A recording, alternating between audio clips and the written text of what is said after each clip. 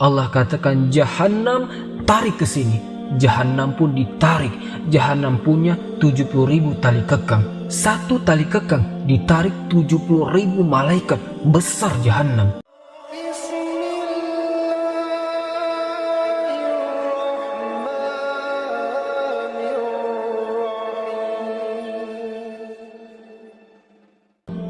Setelah sebelumnya kita membahas tanda kiamat kubro, yakni api dari Yaman yang akan menggiring manusia menuju Syam. Maka ketika terjadi kiamat, penghancuran alam semesta, Allah Subhanahu wa Ta'ala membuka seluruh pintu langit. Wa futihatis sama fakanat abwaba. Pintu langit dibuka semua. Semua malaikat keluar dari langit-langit itu, karena langit akan digulung seperti kita menggulung kertas. Maka ketika betul-betul terjadi kiamat, Allah wafatkan seluruh para malaikat. Allah wafatkan semua jin. Dan Allah wafatkan semua manusia. Tidak ada yang tersisa kecuali yang Allah Subhanahu wa Ta'ala izinkan untuk tidak dihancurkan pada hari kiamat. Seperti Arash, seperti kursi, seperti lauhil mahfuz, seperti ruh, seperti tulang ekor manusia tidak dihancurkan. Tapi selain itu dihancurkan semuanya. Berapa lama? Hadis Abu Hurairah radhiyallahu an mengatakan 40, tanpa menyebut 40 tahun, 40 bulan, 40 hari. Intinya 40, kata Abu Hurairah, antara tiupan sangkakala pertama ke tiupan sangkakala kedua. Maka hancur semua alam semesta ini. Inilah yang disebut kiamatul kubro, kiamat besar. Semua hancur. Para malaikat juga sudah diwafatkan. Malaikat Jibril, Mikail, Israfil, bahkan Malakul Maut juga sudah mati. Sudah tidak ada makhluk yang berakal lagi. Bumi sudah hancur. Seluruh alam semesta sudah hancur. Apa yang terjadi? Allah Subhanahu wa Ta'ala berteriak, Limanil mulku yaum, limanil mulku yaum. Kalian sudah tahu siapa yang berkuasa di alam semesta ini? Tidak ada yang menjawab. Tidak ada malaikat, tidak ada jin, tidak ada manusia. Semua mati. Maka Allah jawab sendiri, Lillahil wahidil qahhar. Alam semesta ini pemiliknya hanya Zat yang Maha Satu, yang Maha Perkasa, Allahu Azza wa Jalla. Itulah yang difirmankan dalam surah Al-Fatihah, Maliki Yaumiddin. Itu makna Maliki Yaumiddin, Raja pada hari pembalasan. Maka setelah kemudian Allah Subhanahu wa Ta'ala atur kembali alam semesta untuk menjadi alam akhirat. Maka bumi yang kita pijak hari ini, Allah katakan Yauma tubaddalul ardu ghairul ard. Pada hari di mana bumi Allah hancurkan, kemudian Allah gantikan dengan bumi yang baru. Kata para ulama, bumi ini hilang, datang bumi baru? Tidak. Bumi yang kita pijak ini, bumi pula di padang mahsyar. Cuma bentuknya dirubah. Yang tadinya bulat, kemudian dibentangkan. Sehingga bumi yang sekarang kita lihat ada bukit, ada gunung, ada lembah, ada tinggi, ada rendah. Nanti ketika Allah hancurkan, Allah ganti dengan bumi yang baru. Maka Allah hamparkan sehingga tidak ada yang meninggi, tidak ada yang merendah, tidak ada bukit, tidak ada lembah, tidak ada bangunan, tidak ada hutan, tidak ada gunung, rata semuanya. Kenapa Allah ratakan? Wa izal ardu muddat. Dan apabila bumi diratakan, supaya makhluk sejak Adam meninggal sampai terakhir mati muat di bumi itu. Sekarang bumi itu dalam bentuk bulat kan? Di bumi ini ada lautnya, di bumi ada hutannya, di bumi ada bukit, ada gunung. Tidak semua tempat dihuni manusia. Kalau seandainya bumi tidak dirubah, kemudian seluruh manusia dibangkitkan sejak Adam sampai terakhir mati, tidak akan muat bumi ini. Makanya kemudian semua diratakan, sehingga kalau dibangkitkan semua akan muat. Itulah padang mahsyar. Allah katakan, Wa akhrajatil ardu asqalaha. Allah Subhanahu wa Ta'ala bangunkan malaikat Israfil untuk meniupkan sangkakalanya yang kedua. Ketika kemudian malaikat Israfil bangkit, kemudian meniupkan sangkakala keduanya, maka terjadilah yaumul ba'si wan nusyur, hari di mana manusia dibangkitkan, kemudian dikumpulkan. Maka ketika itu Allah katakan, Wa akhrajatil ardu asqalaha. Kami keluarkan beban-beban bumi. Maksudnya adalah bangkai-bangkai manusia itu semua terangkat kembali. Dari mana? Dari tulang ekor. Karena tulang ekor manusia tidak dihancurkan pada hari kiamat. Ketika Allah perintahkan Israfil untuk meniup sangkakala yang kedua, dari tulang ekor setiap manusia itulah tercipta manusia kembali. Padahal sudah hancur semua dengan kiamat, tapi tulang ekor manusia tidak hancur. karena disitulah Allah kembali ciptakan kita. Kemudian jasad itu dilempar ke permukaan semuanya. Bayangkan dari zaman Adam sampai yang terakhir mati, jasad itu bergelimpangan di padang mahsyar. Maka Allah Subhanahu wa ta'ala katakan, wa izan nufus zuwijat. Dan apabila ruh dipertemukan dengan tubuh, ruh orang beriman dilesatkan dari iliin untuk kembali ke tubuhnya. Kemudian ruhnya orang-orang kafir dilesatkan dari sijjin. Ruh-ruh itu kemudian masuk ke jasad-jasad mereka tanpa tertukar jasadnya. Disitulah manusia dibangkitkan. Ketika manusia dibangkitkan, orang-orang kafir ini digambarkan dalam surah Yasin, ya wailana man ba'atsana mim marqadina. Duhai celaka kami, siapa yang membangunkan kami dari tidur-tidur kami ini? Maka mereka digambarkan seperti laron. Yauma yakunun nasu kal farasil mabsus. Pada hari itu manusia seperti laron yang berterbangan. Laron ini kalau ada lampu maka dia akan mengejar lampu. Dan mereka terbangnya tidak ada aturan. Sehingga karena tidak ada aturan, diterjang kawannya, tabrak sana, tabrak sini, besoknya berhamburan, sayapnya entah kemana-mana. Begitulah kondisi manusia pada hari kiamat. Orang-orang kafir lari ke barat dan ke timur, lari lagi selatan ke utara. Mereka tidak ada tujuan, seperti laron. Yauma yafirul mar'u min akhi wa ummihi wa abi wa sahibatihi wa bani. Pada hari itu manusia lari dari saudaranya, dari ibu dan bapaknya, dari istri dan anak-anaknya. Semua manusia sibuk dengan sendirinya, kecuali orang-orang yang beriman. Orang-orang yang beriman ketika dibangkitkan dia tidak lari. Di sampingnya sudah ada pasangannya, sudah ada istrinya, suaminya, anak, ibu, kakek, semua. Wallazina amanu, dan orang-orang yang beriman, wattaba'athum dzurriyyatahum biimanin, kemudian keimanan diikuti oleh keluarganya, alhaqna bihim dzurriyyat, maka kami kumpulkan keluarga yang beriman di satu tempat. Ketika orang-orang yang beriman ini melihat orang-orang kafir lari ke sana kemari, maka mereka hanya mengatakan haza ma wa'ada rahman wa sadaqal mursalun. Inilah janji dari Allah Ar-Rahman dan benarlah ucapan para nabi. Ikhwatal iman yang dimuliakan Allah Subhanahu wa ta'ala, ketika itulah baru ada penyeruh di tengah-tengah padang mahsyar. Kemudian barulah manusia tertuju kepada satu arah, kepada satu suara. Dan Allah Subhanahu wa ta'ala bahasakan kal jorodil muntasir, seperti belalang-belalang yang sedang berterbangan. Belalang itu kalau sedang terbang bersama koloninya pasti akan tertuju pada satu titik. Maka semua tertuju pada satu titik. Disinilah disebut Ardul Mahsyar. Kita akan dikumpulkan. Ketika mereka dibangkitkan, Nabi SAW mengatakan yuhsarun nasu yaumal qiyamah hufatan uratan ghurlan. Ketika manusia dibangkitkan, hufat, tidak pakai celana, tidak pakai baju, telanjang bulat, kemudian tidak dikhitan, kemudian tidak pakai sendal, kemudian tidak membawa harta di badan. Mau siapapun Anda presiden, menteri, orang kaya, dibangkitkan sama. Karena di hari itu tidak ada yang membedakan si kaya dan si miskin, si pejabat dan si rakyat, semua sama dibangkitkan seperti itu. Lalu apa yang mau disombongkan? Di padang mahsyar itu macam-macam manusia dibangkitkan. Ada yang dibangkitkan kecil sekali, kecil seperti semut di tengah-tengah orang-orang besar, sehingga harus menghindar pijakan orang-orang besar. Siapakah mereka? Merekalah orang-orang yang sombong ketika di dunia. Dia merasa besar ketika di dunia. Di akhirat Allah kecilkan, Allah bangkitkan seperti zarah di akhirat. Ada juga yang berteriak-teriak ya Rob, ya Rob, tapi Allah tidak memandangnya. Allah tidak mengajak bicara dengannya. La yanzurullahu yaumal qiyamah. Allah tidak akan melihatnya pada hari kiamat. Walaupun dia berteriak ya Rob, ya Rob, ya Allah, ya Allah. Ada orang-orang yang tidak akan dilihat oleh Allah pada hari kiamat. Ada orang-orang yang tidak akan diajak bicara oleh Allah pada hari kiamat. Ada orang-orang yang lari, tetapi mereka berjalan dengan kepala, sedang kakinya itu di atas. La haula wala quwata illa billah. Bagaimana caranya? Allahu a'lam. Allah atas segala sesuatu maha mampu. Ada juga orang-orang yang dibangkitkan dengan mata yang buta, sehingga dia mengatakan ya Rabbi lima hasyartani a'ma wa qad kuntu basyira. Ya Rabb, ketika di dunia aku bisa melihat, kenapa di sini buta katanya? macam-macam orang di padang mahsyar itu dibangkitkan. Karena orang dibangkitkan itu alama mata alaih, sebagaimana kematiannya.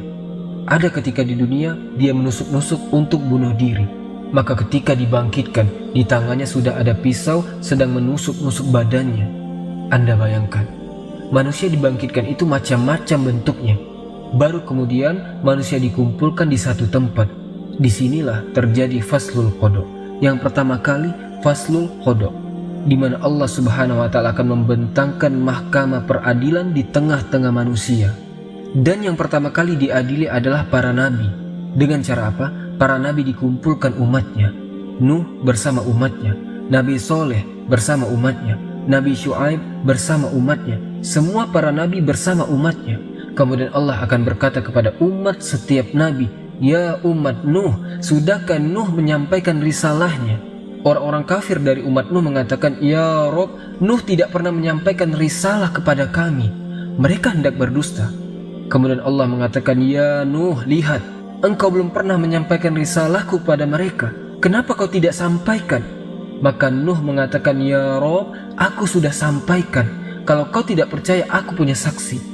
Maka Allah mengatakan, "Kalau begitu datangkan saksi." Maka Nuh alaihi salatu wasallam meminta kepada Rasul kita Muhammad sallallahu alaihi wasallam untuk menjadi saksi bahwa Nuh telah menyampaikan risalahnya. Maka Allah panggil Rasul kita Muhammad sallallahu alaihi wasallam, "Ya Muhammad, kenapa kau mau jadi saksi kepada Nuh alaihi salatu wasallam? Bukankah engkau usianya terpaut jauh dan kau tidak hidup di zamannya Nabi Nuh? Bagaimana kau akan jadi saksi mereka?" Maka Rasul sallallahu alaihi wasallam mengatakan, "Ya Rob, iya aku tidak hidup di zaman Nabi Nuh, tetapi aku yakin bahwa Nuh sudah menyampaikan risalahnya." Maka Allah mengatakan, "Apa yang membuat anda yakin bahwa Nuh telah menyampaikan risalahnya?" Maka Rasul mengatakan, "Karena engkau yang bicara seperti itu ya Rob." Kemudian Rasul membacakan suratun Nuh. Engkau yang bicara dalam Al-Quran bahwa Nuh sudah menyampaikan risalahnya. Maka Allah mengatakan, "Sodakta, benar engkau.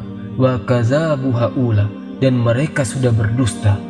Kemudian berpindah kepada nabi berikutnya, berpindah kepada nabi berikutnya, sampai diakhiri dengan Isa ibn Maryam, nabi yang terakhir dari nabi-nabi Bani Israel. Inilah isyarat bahwa Nabi Muhammad akan menjadi saksi bagi seluruh para nabi. Ketika Nabi Muhammad hendak rindu ingin mendengar Al-Quran, yang dipanggil siapa? Abdullah ibn Mas'ud. Abdullah ibn Mas'ud bacakan untukku Quran. Kata Abdullah ibn Mas'ud, "Ya Rasulullah, a'aqra'u alaikal Qur'an wal Qur'an unzila ulaik." Rasul, apakah saya harus membaca Quran sementara Quran turun kepadamu? "Oh tidak wahai Rasul." Kata Rasul, "Iqra, baca, saya ingin mendengarkan suaramu." Maka Abdullah ibn Mas'ud membaca surat Nisa sampai kepada ayat, "Hatta iza ji'na min kulli ummatin bi syahid wa ji'na bika ala haula'i syahida." Bagaimana ya Muhammad kalau tiap-tiap umat itu mendatangkan saksi-saksinya, kemudian engkau menjadi saksi mereka? Maka kemudian Nabi SAW menangis dan mengatakan, "Ya Abdullah, hasbuka hasbuka, cukup cukup." Maka Abdullah melihat Rasul menangis sehingga membasahi janggutnya. Rasul akan menjadi saksi bagi setiap umat dan setiap nabi. Setelah para nabi kemudian dimintai pertanggungjawabannya, barulah Allah Subhanahu wa Ta'ala menoleh kepada umatnya Muhammad, menoleh kepada kita semuanya. Baru Allah Subhanahu wa Ta'ala bertanya kepada kita. Disitulah yang disebut dengan al-ardu. Ard, apa itu ard? Allah Subhanahu wa Ta'ala akan tampakkan kepada kita perbuatan kita di bumi. Allah tampakkan di akhirat. Kemudian Allah Subhanahu wa Ta'ala memberikan catatan kepada setiap hamba. Kalau Allah mengatakan Iqra kitabah, baca bukumu, maka dia pun membaca apa yang sudah dia lakukan. Ingat kekhususan hari kiamat, di mana Allah berikan memori hafalan manusia dikembalikan. Mereka kuat hafalannya. Kalau sekarang di dunia, 1 minggu yang lalu kita pernah ucapkan apa? Kita pernah berbuat apa? Kita pernah menzolimi siapa? Kita pernah hasad kepada siapa? Pasti sudah lupa. Tapi di akhirat Allah berikan kekuatan hafalan sejak antum akil balik sampai antum diwafatkan, hafal antum. Oh, jam segini, hari ini, tanggal ini aku begini. Kita akan hafal itu semua, akan dicocokkan dengan catatannya. Dan ketika itu teman-teman, manusia tidak bisa berdusta di hadapan Allah. Al-yawma nakhtimu ala afwahihim wa tukallimuna aydihim wa tashhadu arjuluhum bima kanu yaksibun. Mulut terkunci, tangan bicara, kaki menyaksikan apa yang sudah diperbuatnya. Bayangkan, saksi bukan hanya anggota badan, bahkan kulit juga jadi saksi. Kulit tiba-tiba bicara di hadapan Allah dan menyalahkan badannya. Akhirnya badan kemudian mengkritik kulit dan mengatakan, "Lima syahidtum alaina." "Kenapa engkau wahai kulit menjadi saksi bagi badanmu sendiri?" Kata kulit, "Antakanallah, Allah yang membuat bicara aku, mau apa?" Tidak cukup hanya itu, tapi bumi yang kita pijak juga akan jadi saksi. Karena yauma izin tuhaddisu akhbaroha. Pada hari itu bumi menghabarkan kisah-kisah orang-orang yang pernah berpijak di atas bumi itu. Lautan akan jadi saksi, langit akan jadi saksi, malaikat akan jadi saksi. Siapa yang bisa mungkir dari kesalahan, teman-teman? Semua jadi saksi. Di bumi antum bisa bayar lawyer, cari yang pandai bicara, dia bisa mendustakan yang jujur. Di akhirat nanti pengacaranya butuh pengacara, tapi di akhirat tidak ada pengacara. Apa yang mau diacarakan? Semua jadi saksi. Ikhwatal iman yang dimuliakan Allah Subhanahu wa taala. Mulailah manusia dihisab. Pertama Allah Subhanahu wa taala akan terbangkan catatannya. Di situ ada yang kemudian mengambil dengan tangan kanannya, dengan tangan kirinya, dari belakangnya, dan itu menunjukkan keselamatan dan tidaknya orang. Orang yang beriman ambil dengan tangan kanannya, dengan bangganya dia akan mengatakan, bacalah kitabku, saking senangnya dia karena dia tahu isi kitabnya. Tetapi orang-orang yang mengambil catatan dengan tangan kirinya, dia mengatakan apa? Ya laitani lam uta kitabiyah walam adri ma hisabiyah. Duhai kiranya aku tidak mau mengambil catatanku dan aku tidak tahu apa hisabku. Sampai terakhir dia akan mengatakan, ma aghna anni maliyah halaka anni sultaniyah. Duhai kiranya kekuasaan yang aku bangga-banggakan di dunia pun tidak ada manfaatnya. Duhai kiranya harta yang bertumpuk di dunia pun tidak ada faedahnya, menyesal dia. Kemudian mereka dikumpulkan di padang mahsyar. Terjadilah hisab kepada binatang. Disitulah dikumpulkan semua binatang, mulai dari semut, kuda sampai kepada buaya. Dikumpulkan semua di situ. Kenapa? Karena di antara binatang juga ada yang saling menzolimi. Yang bertanduk nanduk binatang yang tidak bertanduk. Buaya makan ular, ular makan binatang lainnya. Binatang ini terus makan-memakan sampai ke binatang yang kecil. Saling memakan di antara binatang. Allah Maha Adil, ada hisab di antara binatang. Terjadi hisab tapi mereka tidak diazab, mereka hanya dihisab saja. Setelah binatang-binatang dihisab, Allah mengatakan, kunu turoba, jadilah kalian tanah.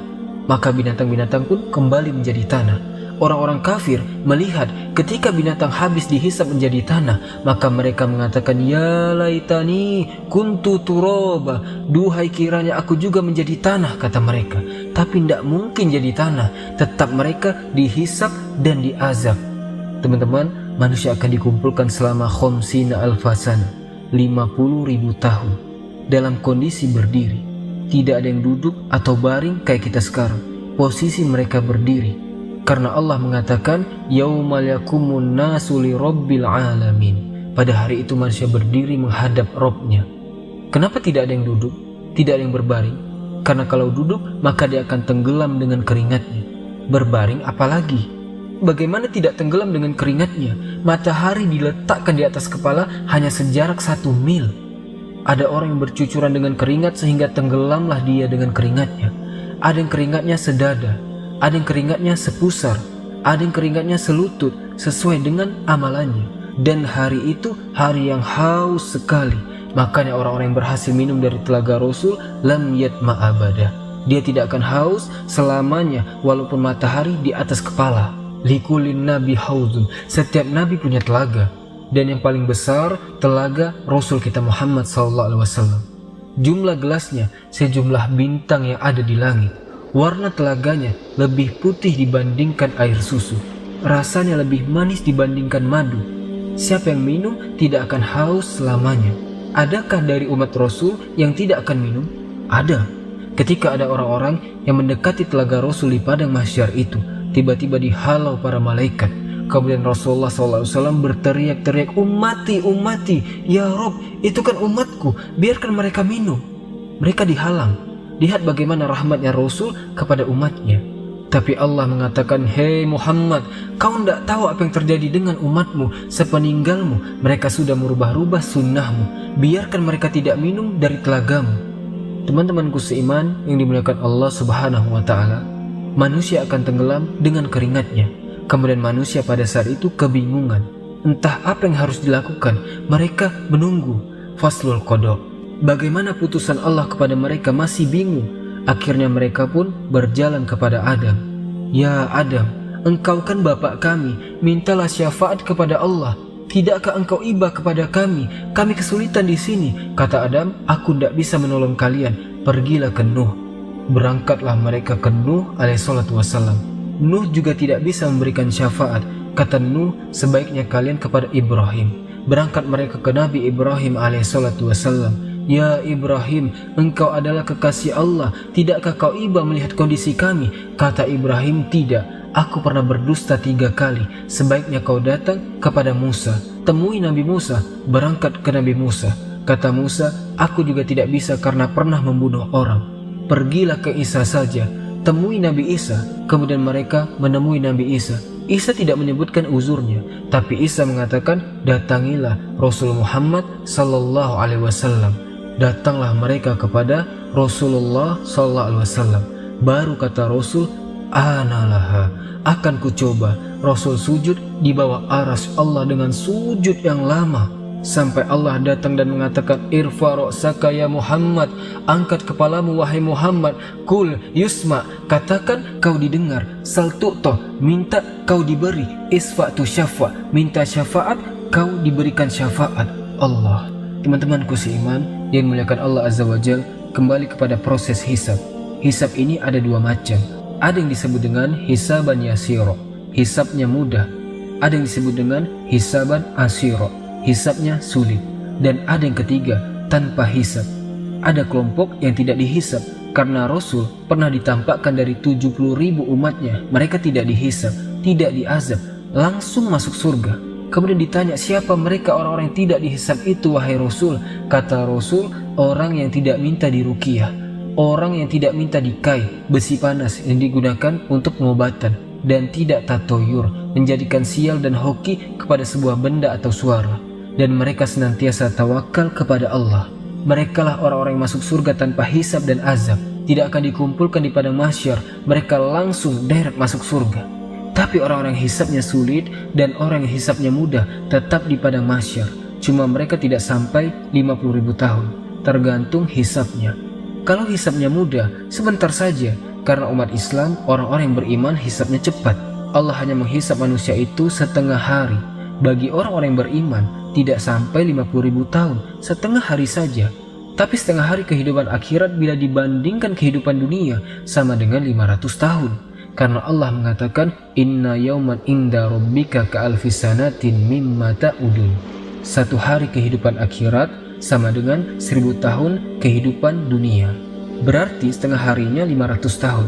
Dan orang yang beriman yang mendapatkan hisab itu hanya dari ba'da zuhur ke ba'da asar saja, setengah hari kehidupan akhirat. Makanya orang-orang miskin lebih dahulu masuk surga setengah hari dibandingkan orang kaya. Kenapa? Pertanyaannya berat. Dari mana kau dapatkan harta itu? Kemana kau belanjakan hartamu? Banyak pertanyaannya. Yang kita makan akan ditanya, yang kita minum juga akan ditanya. Makanya Allah mengatakan, falyanzuril insan ila ta'amih. Hendaklah manusia melihat kepada makanan yang dimakannya, karena semua akan ditanyakan. Allah mengatakan di dalam Al-Quran, dalam surah At-Takasur, la tus'alunna yawma izin anin na'im. Akan ditanya pada hari kiamat itu semua nikmat yang Allah anugerahkan kepada kita. Dan ingat, hisab itu ada 2 cara. Orang yang berdebat dalam hisab, celaka dia, pasti masuk neraka. Man nukisa fil hisab halak, kata Rasul. Orang yang melakukan perdebatan dengan Allah ketika hisab, celaka dia. Maksudnya, Allah akan mengatakan, dulu kuberi kau mata, sudah kau syukuri matamu? Jawab. Maka dia mengatakan, belum ya Rob. Dulu kuberi telinga itu sebagai amanah. Kau gunakan untuk apa telingamu? Untuk maksiatkah atau untuk taat? Untuk maksiat ya Rob. Terjadi dialog. Kalau terjadi dialog seperti ini, celaka orang ini. Tetapi kalau yang kedua, ini tidak terjadi dialog, dia hanya mengiyakan saja, kata Allah. Bukankah dulu di bumi aku berikan ini dan ini? Iya ya Rob. Bukankah dulu di bumi kau begini dan begini? Iya ya Rob. Gitu saja. Dia tidak bantah. Maka Allah mengatakan, Al-an satartuka. Sekarang kututupi dosamu. Wa ghafartu zunubat. Dan ku ampuni dosa-dosamu. Ini hisaban yasiro namanya. Hisab yang mudah. Hanya ditanya, tapi tidak perlu jawab. Tetapi yang memerlukan jawaban sehingga terjadi mulakosa. Dialog di antara Allah dengan kita, maka celaka orang ini. Pasti binasa orang ini, hisabnya sulit. Ketika semua dihisab, maka datanglah mizan, timbangan. Fa amma man sakulat mawazinu fa huwa fi isyatir radiyah. Siapa yang berat timbangan baiknya, maka dia dalam kehidupan yang diridhoi, masuk surga. Wa amma man khafat mawazinu fa ummuhu hawiyah wa ma adraka ma hiya narun hamiyah. Tapi siapa yang berat timbangan buruknya, dipastikan masuk neraka. Teman-temanku seiman, setelah terjadi penimbangan amal, maka manusia mulai dikelompokkan dengan sesembahannya masing-masing. Nyembah apa antum di bumi? Nyembah pohon, bersama pohon itu. Nyembah gajah, maka bersama gajah itu. Nyembah batu, maka bersama batu itu. Semua orang dikumpulkan dengan sesembahannya. Dan ketika orang-orang kafir, orang munafik, orang yang beriman sudah terkelompok-kelompok, maka Allah katakan, wasiyaqal ladzina kafaru ila jahannama zumaro. Giring orang-orang kafir itu, bawa mereka ke neraka jahannam. Jadi orang-orang kafir itu berombong-rombongan dimasukkan ke neraka. Mereka tidak akan sempat meniti sirotol mustaqim. Padahal Allah mengatakan, wa in kuntum illa wariduha. Kalian pasti akan melewatinya. Tapi orang kafir langsung masuk neraka, tidak ada melintasi sirotol mustaqim. Ketika orang-orang musyrik, orang kafir, Allah sudah masukkan ke neraka. Tinggal mukmin dan munafik. Di sini Allah Subhanahu wa taala bagikan cahaya. Setiap orang dapat cahaya. Cahaya itulah bekal kita meniti titian mustaqim. Karena sirat itu gelap, neraka jahanam itu gelap. Karena titian itu terbentang di neraka jahanam. Karena Allah Subhanahu wa taala mengatakan, wa jaa rabbuka wal malaku soffan soffan wa ji'a yawma izin bi jahannam yawma izin yatazakkarul insan wa anna lahu dzikra. Ketika Allah datang menemui makhluknya di padang mahsyar, malaikat bersaf-saf, berbaris-baris. Allah katakan, jahannam tarik ke sini. Jahannam pun ditarik. Jahannam punya 70.000 tali kekang. Satu tali kekang ditarik 70.000 malaikat. Besar jahannam. Kemudian jahannam dihadapkan ke hadapan manusia. Kemudian Allah bentangkan di situ sirotol mustaqim, jisrun, jembatan yang terbentang di antara neraka jahannam. Jembatan itu halus, lebih halus dibandingkan rambut, lebih tajam dibandingkan pedang. Bahkan jembatan itu akan berlenggak-lenggok, dia bergerak, dia tidak diam, dan jembatan itu licin. Hanya orang-orang yang ditakdirkan bisa melintasi titian itu. Dan yang pertama meniti jembatan itu adalah Nabi SAW. Ketika Nabi SAW sudah meniti sirat, maka Nabi akan berdiri di ujung titian di situ, di kontorah. Setiap ada umatnya lewat, Rasul mengatakan, Ya Rabbi salim salim, Ya Rabbi salim salim, Ya Rabb selamatkan selamatkan selamatkan. Saking kasihannya Nabi dengan kita. Ada yang melewati titian sirat itu seperti kilat, udah sampai di sana. Ada yang seperti angin, sudah di sana. Ada yang seperti kuda balap, tiba-tiba sudah di sana. Ada yang seperti lari kencang. Ada yang merangkak-rangkak. Ada yang terkena kalalip. Ada yang kemudian jatuh berdiri. Ada yang kemudian nyemplung ke neraka jahanam. Ada yang kemudian baru melangkahkan kaki langsung jatuh ke neraka jahanam. Kata Rasul ketika duduk bersama para sahabatnya, ada semacam bunyi besar, tuar. Kata Rasul mengatakan, tahukah kalian itu suara apa? Sahabat mengatakan, kami tidak tahu wahai Rasul. Kata Rasul, itu adalah batu sebesar unta 70.000 tahun yang silam jatuh dari titian dan baru sampai sekarang di inti neraka jahanam. Artinya, kalau orang jatuh dari titian sampai neraka jahanam itu 70.000 tahun baru sampai di dasar jahanam, na'udzubillah. Teman-temanku seiman, maka satu persatu orang-orang beriman diberikan cahaya. Orang munafik diberikan cahaya, kadang padam, kadang terang, kadang padam, kadang terang. Ketika berjalan mereka mengatakan, naktabis min nurikum, hai orang beriman, tunggu dulu, aku ikut cahayamu. Kata orang beriman, ambil lagi saja kau cahaya yang di belakang. Di dunia memang orang munafik bisa menipu orang-orang beriman, tapi di titian Shiratal Mustaqim, orang yang beriman tidak mungkin ditipu lagi. Teman-temanku seiman, ketika semua terseberangi semuanya, sampailah mereka di sebuah tempat namanya Kontoroh. Kontoroh itu depannya pintu surga. Apa sampai di sini keletihan orang yang beriman? Tidak.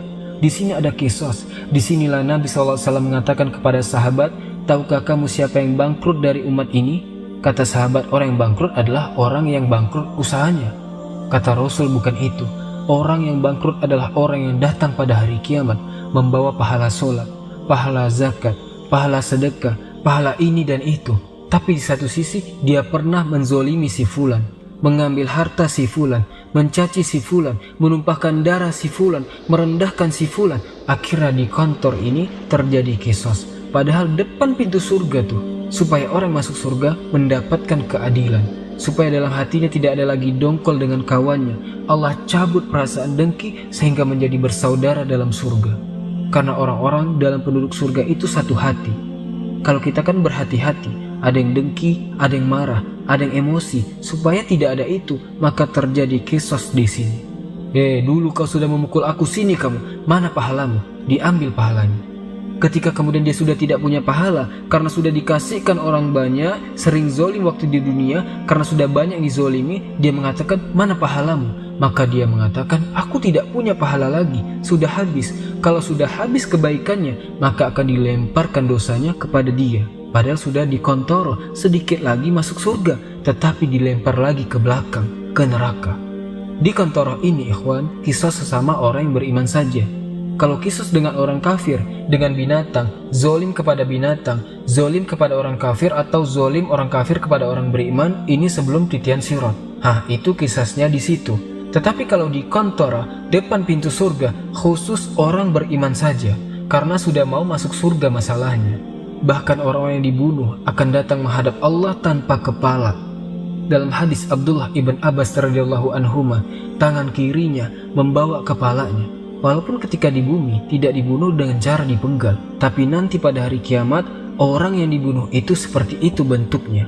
Lehernya tidak ada, kepalanya dipegang oleh tangan kirinya, tangan kanannya menyeret orang yang membunuhnya, kemudian menghadap Allah dengan mengatakan, ya Rob sal haza lima qatalani. Tanya orang ini, kenapa dia bunuh aku, kenapa dia bisa membunuhku. Dan bayi-bayi yang dilempar hidup-hidup kemudian mati, seperti orang-orang yang punya anak dari hasil zina, kemudian malu, dilemparlah anak itu ke selokan, ke tong sampah, ke kardus, akhirnya mati bayi mungil itu. Maka Allah mengatakan, wa izal mau'udatu su'ilat bi ayyi dzanbin kutilat. Bayi-bayi itu akan membawa kepalanya menghadap Allah dan mengatakan, ya Rob sal haza lima qatalani. Tanya ibuku kenapa dia membunuhku, tanya bapakku kenapa dia membunuhku. Semua akan dikisos. Hati-hati. Tapi kalau sudah tidak ada kisas lagi, baik di antara orang yang kafir dengan orang yang beriman, atau sebaliknya, manusia dengan binatang atau sebaliknya, kemudian kisos terjadi antara orang yang beriman dan sudah selesai, maka manusia berjubel di pintu surga. Manusia akan berdesak-desakan di pintu surga, padahal mereka sudah divonis masuk surga, tidak mungkin masuk neraka, tapi tidak bisa masuk surga juga, karena pintu surga tertutup. Semua para nabi berusaha membuka, tidak bisa, tidak diizinkan malaikat Ridwan. Tiba-tiba di tengah manusia yang sudah divonis masuk surga itu, muncullah seorang laki-laki, Sayyidul Anbiya'i wal Mursalin, Sayyidul Awwalina wal Akhirin, Muhammad sallallahu alaihi wasallam. Nabi kita, kedua kita, Rasul kita Muhammad sallallahu alaihi wasallam mendekati pintu surga dan membuka pintu surga dengan mengetuknya, Assalamu alaikum. Maka Ridwan mengatakan, Waalaikumsalam. Kata Ridwan, man, siapa kamu? Kata Rasul, ana Muhammad, saya Muhammad. Kata malaikat Ridwan, bika umirtu ala aftali ahadin qoblak. Aku diperintah Allah untuk tidak membuka pintu surga kecuali kau yang minta. Kata Rasul, ana awal man aftahtihu babal jannah. Sayalah orang yang pertama kali membuka pintu surga. Kemudian dibentanglah pintu surga. Pintu surga ini ada yang berteriak. Jadi Allah Subhanahu wa ta'ala meletakkan para pemanggil di pintu-pintu surga. Kalau dia ahli sholat, Pintu itu memanggil, "Hei pakar-pakar sholat, kau kesini, masuknya di sini, jangan di situ. Yang pakar puasa sunnah, puasa Senin Kamis, Ayamul Bid, puasa Daud, pokoknya ahli puasa ada pintunya, dari pintu Royan. Hei ahli puasa, sini-sini dari pintu Royan, jangan di situ." Pintu jihad mengatakan, "Hei yang mati syahid, lewat sini." Pintu taubat, "Hei yang taubat, lewat sini." Masing-masing pintu menyeru kepada keahlian ibadahnya masing-masing. Dan surga itu memiliki 8 pintu. Berbeda dengan neraka yang memiliki 7 pintu. Kenapa? Biar menunjukkan bahwa rahmat Allah itu lebih luas dibandingkan murkanya. Karena Rasul mengatakan, Allah berfirman, rahmatku lebih luas dibandingkan murkaku. Teman-temanku seiman, ketika ada orang yang berdiri di pintu surga, dia berdiri nih, dia tidak mau masuk surga. Kata Allah, masuk kau ke dalam surga dengan rahmatku. Orang ini mengatakan, "Ya Rob, tidak, saya tidak mau masuk surga dengan rahmatmu ya Rob. Kalau masuk surga dengan rahmatmu, itu bagi orang yang melakukan dosa, kemudian bertaubat, kau kasih sayangi dia, akhirnya kau katakan masuk surga dengan rahmatmu. Aku ini tidak pernah berbuat dosa selama di dunia, aku ingin masuk surga dengan amalanku." Wah, dia merasa bangga dengan amalannya. Karena aku tidak pernah berbuat dosa, masukkan aku dengan amalanku, katanya.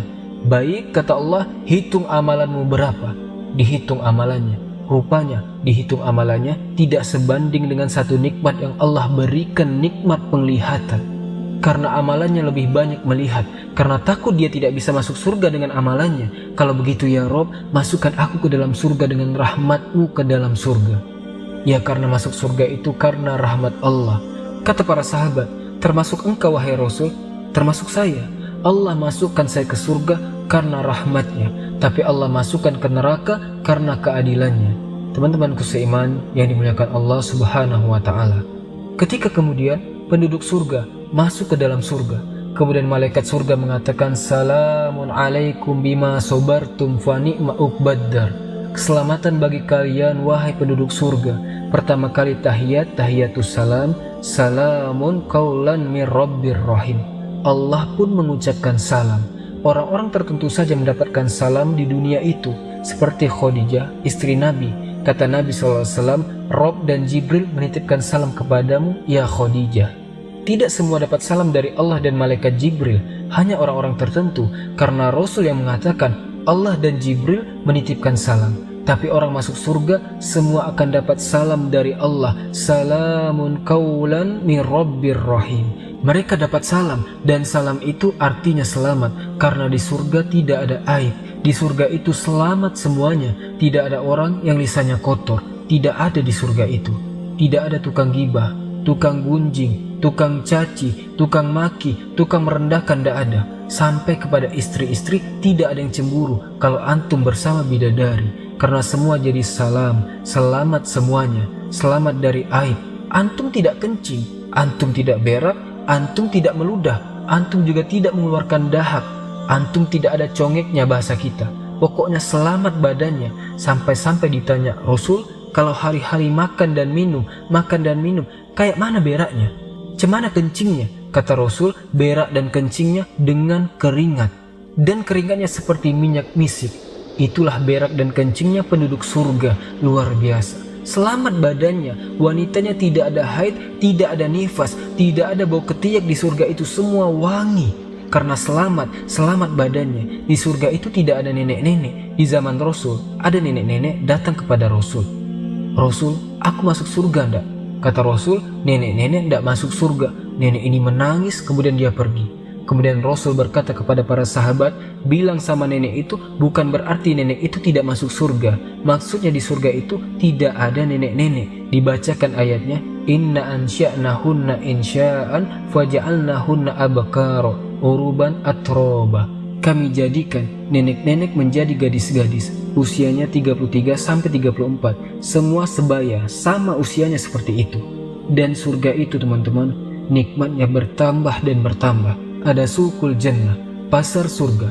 Pasar ini setiap Jumat kalau di bumi. Kalau di surga namanya Yaumul Mazid, hari tambahan nikmat. Semua penduduk surga ke pasar, yang laki-lakinya itu berjumpa dengan kawan-kawannya di pasar itu. Kemudian ngobrol, cerita pengalaman antum di dunia.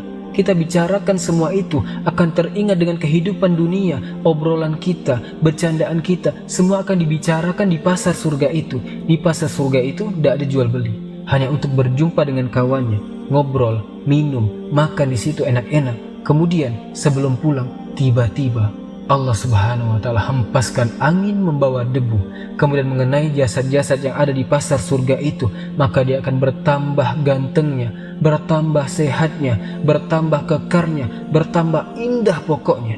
Ketika pulang, istrinya tidak kenal. Laqad jastum husnan wa jamala.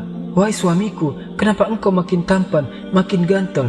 Kata suaminya, kau juga istriku, kenapa makin cantik? Katanya. Jadi setiap minggu kenikmatan itu bertambah, makin ganteng, makin ganteng. Dan di surga, makanan hari ini kalau dimakan besok lebih nikmat lagi, kalau lusa lebih nikmat lagi, besoknya lagi makin tambah nikmat. Itulah di surga. Di surga itu makin hari makin nikmat, makin hari makin ganteng, makin hari makin cantik.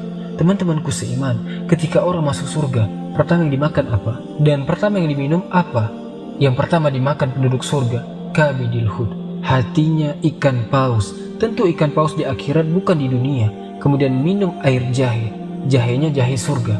Kata Abdullah bin Abbas, dunia dan surga itu hanya mirip nama, tapi hakikatnya berbeda. Di dunia ada air jahe, wedang jahe. Di surga ada wedang jahe, hanya kesamaan nama, tapi hakikatnya berbeda. A'dat tulis ibadis solihin, ma la aina ra'at, wala uzunu sami'at, wala khatara ala qalbi bashar. Aku sediakan bagi hamba-hambaku yang soleh surga yang tidak pernah dilihat oleh mata, tidak pernah didengar oleh telinga, dan tidak pernah terbetik dalam hati manusia. Macam mana cara menggambarkannya? Jadi hanya kemiripan nama saja. Di surga ada pisang, di dunia ada pisang, tapi pisang surga beda rasanya. Di surga ada madu, di dunia ada madu, beda madu di surga. Di surga ada khamar, di dunia juga ada khamar, beda. Khamar di dunia ini paling rendah, sakit kepala orang yang minum. Paling tinggi, teler, tidur di got di jalan. Tapi khamar di surga itu lezat bagi peminumnya, lezat. Teman-temanku seiman, dan di surga Allah sudah peruntukkan satu orang mendapatkan 2 istana minimalnya. Waliman khofa maqama rabbihi jannatan. Bagi orang yang takut, Allah sediakan 2 istana, dan dia akan mendapatkan nikmat yang besar, sebagaimana ahlun nar akan mendapatkan azab yang besar. Ketika penduduk surga, iza dakhala ahlul jannatal jannah wa iza dakhala ahlun naron naro. Apabila penduduk surga masuk ke dalam surga, penduduk neraka masuk ke neraka, ji'abil mauti ala suratil kabsh, didatangkan kematian dalam bentuk kambing gibas, disembelih kematian itu sehingga tidak ada kematian lagi. Maka datanglah penyeru kepada penduduk surga, ya ahlal jannah la mauta lakum wa ya ahlan nar la mauta lakum. Hei penduduk surga, tidak ada kematian. Hei penduduk neraka, tidak ada kematian. Maka penduduk surga akan mendapatkan nikmat selamanya, abadi, dan penduduk neraka akan mendapatkan azab selamanya. Itulah ringkasan perjalanan manusia dari kehancuran alam semesta, kemudian di padang mahsyar, kemudian di titian sirat, sampai masuk ke dalam surga dan neraka. Tentu yang saya ceritakan ini teman-teman adalah bagian kecil, hanya gambaran. Karena sehebat apapun orang menggambarkan surga, menceritakan surga, surga menyelisihi gambarannya. Karena surga tidak bisa dibayangkan. Kita hanya menukilkan sabda-sabda Nabi, ayat-ayat Al-Quran. Beginilah gambaran surga, karena tidak semua dibentangkan. Oleh karena itulah perlu keimanan yang kuat tentang hari akhir. Makanya salah satu rukun iman, al-imanu bil yaumil akhir, beriman dengan hari akhir. Wallahu alam bissawab. Subhanakallahumma bihamdika asyhadu an la ilaha illa ant astaghfiruka wa atubu ilaik. Assalamualaikum warahmatullahi wabarakatuh.